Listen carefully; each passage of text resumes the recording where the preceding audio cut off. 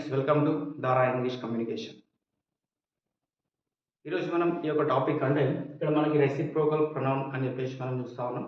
So ఈరోజు ఈ యొక్క టాపిక్లో మనం రెసిప్రోకల్ ప్రొనౌన్స్ అంటే ఏంటో మనం తెలుసుకుందాం. ఓకే. సో ఈ రెసిప్రోకల్ అండ్ రిఫ్లెక్సివ్ ప్రొనౌన్స్ అనేవి మనకు కొంచెం కన్ఫ్యూజింగ్ అనిపిస్తూ ఉంటాయి. బట్ ఇక్కడ మనకి కన్ఫ్యూజింగ్ అనేది ఏం లేదు. నేను మీకు క్లారిటీ అనేది తీసుకొస్తాను. ఓకే. సో ఇక్కడ మనకి రెసిప్రోకల్ అంటే ఏంటి? రెసిప్రోకల్ ప్రొనౌన్స్ అంటే ఏంటంటే they show the reciprocal relationship. ఏం చేస్తాయంటే ఇవి they show the reciprocal relationship.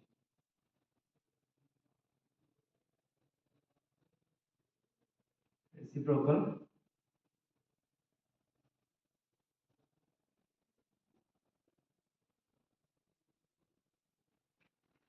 the pronouns which are used to show the reciprocal relationship. అయితే మరి ఈ రెసిప్రోకల్ రిలేషన్షిప్ చూపించేటువంటి ప్రొనౌన్స్ అనేవి ఏంటి? ఓకేనా. సో ఎందుకంటే మనకి రెసిప్రోకల్ ప్రొనౌన్స్ అంటే మనకి ఏంటో తెలుసు. ఏంటంటే reciprocal pronouns are used to show the reciprocal relationship. ఓకేనా. మరి what are these reciprocal relationship pronouns? Okay. So ఇప్పుడు మనకి రెసిప్రోకల్ ప్రొనౌన్స్ అనేవి ఏంటంటే ఇక్కడ మనకి ఒకటి వచ్చేసి మన ఇక్కడ ఈచ్ అదర్ వన్ వచ్చేసి ఇక్కడ మనకి వన్ అన్నది.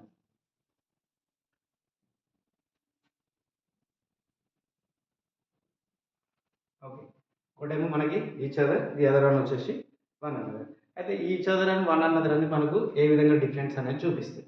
ఓకేనా. వన్ అన్నదర్ అనేది మనం ఎప్పుడు ఉపయోగిస్తాం, ఈచ్ అదర్ అనేది మనం ఎప్పుడు ఉపయోగించాలి అనేది మనకు ఒక కన్ఫ్యూజన్ అనేది ఉంటుంది. సో మనం ఈచ్ అదర్ అనేది ఎప్పుడు ఉపయోగిస్తాం అంటే ఎప్పుడైతే మనకి టూ పర్సన్స్ మధ్యలో మనకి ఇద్దరు పర్సన్స్ ఉంటే మనం ఈచ్ అదర్ అని చెప్పేసి ఉపయోగిస్తాం. ఇద్దరు పర్సన్స్ మధ్యలో మనం మాట్లాడితే అప్పుడు మనం ఈచ్ అదర్ అని చెప్పేసి ఉపయోగిస్తాం. ఒకవేళ అక్కడ ఇద్దరి కంటే ఎక్కువ ఉన్నారు అనుకో, అప్పుడు మనం ఏం చేయాలి, వన్ అన్నదర్ అనేది ఉపయోగించాలి. మోర్ దెన్ టూ పర్సన్స్, ఇక్కడ మోర్ దెన్ టూ పర్సన్స్ కానీ లేదా టూ థింగ్స్ కానీ ఏదైనా. ఓకేనా. సో ఇక్కడ మనకి ఈచ్ అదర్ అనేది ఇద్దరు పర్సన్స్ మధ్యలో ఉపయోగిస్తాం. వన్ అన్నదర్ అనేది మోర్ దెన్ టూ పర్సన్స్ మధ్యలో ఉపయోగిస్తూ ఉంటాం. సో మనం వీటికి ఎగ్జాంపుల్స్ అనేది చూద్దాం. ఫర్ ఎగ్జాంపుల్ ఇప్పుడు మనం చూస్తే the two girls the two boys like each other. Okay. ఇక్కడ మనం ఏమంటున్నాం, the two boys like each other. ఇక్కడ మనం ఏమంటున్నాం, ఈచ్ అదర్ అనేది ఇద్దరి మధ్యలో మనం ఉపయోగిస్తాం ఏదనేది. ఓకేనా. Maybe let us put the two girls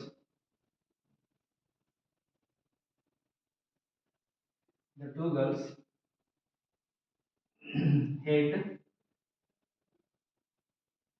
each other. Okay. So ఇప్పుడు చూడండి, the two boys like each other and the two girls hate each other. ఇక్కడ మనం చూస్తే టూ పర్సన్స్ మధ్యలో మనం ఇక్కడ ఏం ఉపయోగించాలంటే ఈచ్ అదర్ అనేది ఉపయోగిస్తాం. ఒకవేళ అక్కడ మనకి టూ పర్సన్స్ కంటే ఎక్కువ ఉన్నారు అనుకో, అప్పుడు మనం ఏం చేస్తాం, the five boys fight one another. Okay. ఇప్పుడు చూడండి, the five boys fight one another. ఇక్కడ మనకి ఫైవ్ బాయ్స్ అంటున్నాం కాబట్టి ఇప్పుడు మనం ఏమంటున్నాం, ఇక్కడ వన్ అనదర్ అని చెప్పేసి అంటా ఉన్నాం. ఓకే. సో మనం ఇంకోటి చూద్దాం, ద త్రీ క్యాట్స్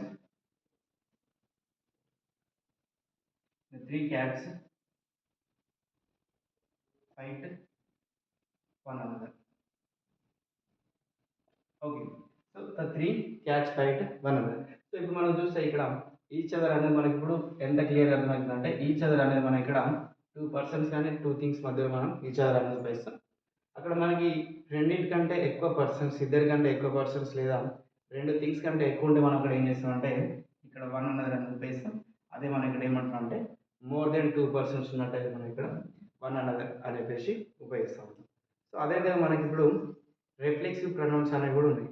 మరి రిఫ్లెక్సివ్ ప్రొనౌన్స్ అనేవి మనం ఏ విధంగా ఉపయోగిస్తాం ఒకసారి మనం చూద్దాం. రిఫ్లెక్సివ్ ప్రొనౌన్స్ అనేవి మనం ఏ విధంగా ఉపయోగిస్తాము.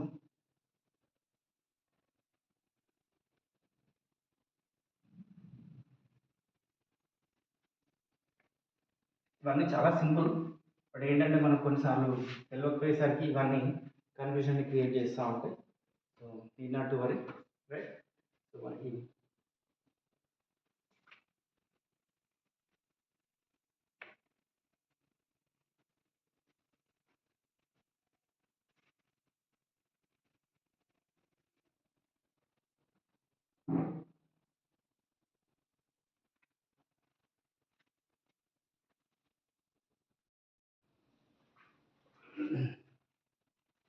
ఫ్రెండ్స్ ఇక్కడ మనకి నెక్స్ట్ వచ్చేసి రిఫ్లెక్సివ్ ప్రొనౌన్స్ అనేది మనం తీసుకున్నాం. సో ఇప్పుడు రిఫ్లెక్సివ్ ప్రొనౌన్స్ అంటే ఏంటి మరి? రిఫ్లెక్స్ అంటే అది మనకే రిఫ్లెక్ట్ అవుతూ ఉంటుంది. For example I myself, you yourself, okay, we ourself, లేదంటే దే దెమ్ సెల్ఫ్. ఇట్లాంటి వచ్చినప్పుడు మనకు అవి ఏంటంటే రిఫ్లెక్సివ్ ప్రొనౌన్స్గా మనం యూజ్ చేస్తూ ఉంటాం. ఇక్కడ నేను రాస్తున్నా I myself, you yourself, next we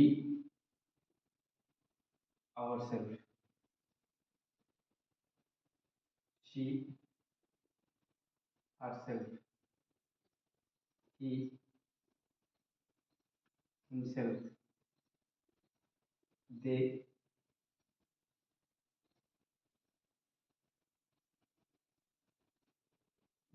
themselves.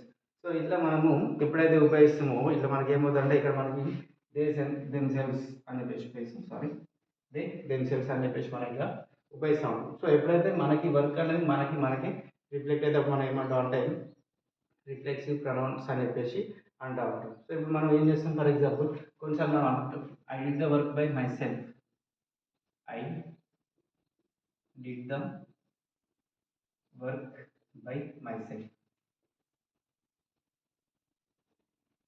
ఇప్పుడు ఇక్కడ మనకి ఐ అనేది ఉంది అండ్ మై సెల్ఫ్ అనేది ఉంది. ఇక్కడ వర్క్ అనేది ఎవరికి రిఫ్లెక్ట్ అవుతుంది?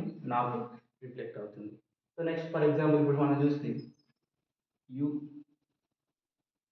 హర్ట్ యువర్ సెల్ఫ్,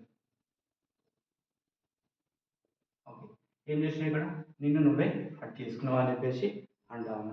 నెక్స్ట్ మనం ఇంకోటి తీసుకుంటే she she helped her self. So ఇట్లా ఎప్పుడైతే మనకు వర్క్స్ అనేవి మనకే రిఫ్లెక్ట్ అవుతూ ఉంటాయో మనమే చెప్తుంటాము I myself, you yourself, she herself, we ourself. ఇట్లాంటి మనం ఉపయోగించినప్పుడు ఇవి మనకి ఏ విధంగా వస్తాయి అంటే ఇట్లా మనకి రిఫ్లెక్సివ్ ప్రొనౌన్స్ అని చెప్పేసి మనం అంటూ ఉంటాం. సో ఇవి ఎంత సింపుల్గా ఉన్నాయి చూడండి ఫ్రెండ్స్. ఎందుకంటే ఇవన్నీ మనకు కొన్నిసార్లు తెలియదు రిఫ్లెక్సివ్ ప్రొనౌన్స్ అంటే ఏంటి అని చెప్పేసి మనం అనుకుంటాం, కానీ ఇవన్నీ మనకు ఆల్రెడీ ఐడియా ఉన్నాయి, కాకపోతే మనకి వీటి గురించి తెలియదు. సో ఇప్పుడు హోప్ మీకు ఈ రెసిప్రోకల్ ప్రొనౌన్స్ అంటే ఏంటి, రిఫ్లెక్సివ్ ప్రొనౌన్ అంటే ఏంటిదో మీకు ఒక ఐడియా అనేది వచ్చింది అని చెప్పేసి నేను అనుకుంటున్నాను. ఓకేనా?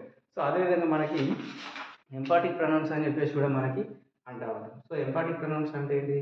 చిన్న స్లైట్ డిఫరెన్స్, ఓకేనా? సో ఇక్కడ స్లైట్ డిఫరెన్స్ అంటే ఏంటిదంటే ఎంపాటిక్ ప్రొనౌన్స్లో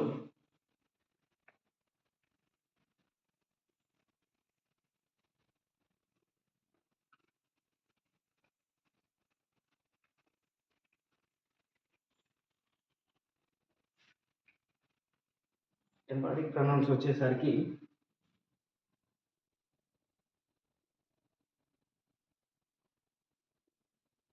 ఎంపాటిక్ ప్రొనౌన్స్ ఏం చేస్తాయంటే ఇప్పుడు for example I did the work my self అని చెప్పేసి అన్నాం కదా, అది మన రీప్లేస్. ఇప్పుడు ఏమంటామంటే ఇక్కడ I my self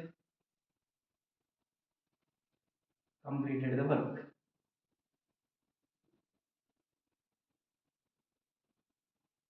I my self completed the work. ఇక్కడ మనం ఏం చేస్తున్నామంటే వీఆర్ గివింగ్ అ స్ట్రెస్, అక్కడ మనం ఒక స్ట్రెస్ అనేది ఉపయోగిస్తాము. ఇక్కడ ఎవరు వర్క్ చేసారు అని చెప్పేసి మనం అంటే ఇక్కడ మనం ఎంఫాసిస్ అనేది ఉపయోగిస్తున్నాం. ఎవరు చేసారు? I my self. వర్క్ అనేది ఎవరు కంప్లీట్ చేసారు? I my self completed the work. Okay, ఇప్పుడు ఫర్ ఎగ్జాంపుల్ ఇక్కడ మనం ఉపయోగిస్తే హీ హిమ్సెల్ఫ్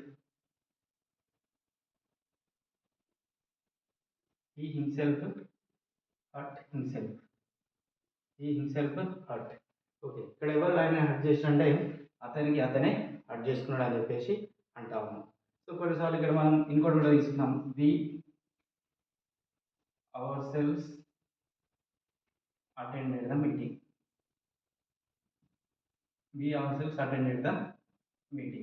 సో ఎప్పుడైతే మనకు ఈ విధంగా వస్తుందో ఇవన్నీ కూడా మనకి ఏంటి అంటే ఎంపాటిక్ ప్రొనౌన్స్. ఇక్కడ మనం ఏం చేస్తున్నాం అంటే వి గివ్ సమ్ స్ట్రెస్, ఇక్కడ మనం ఒక ఎంఫసిస్ అనేది ఉపయోగిస్తాం.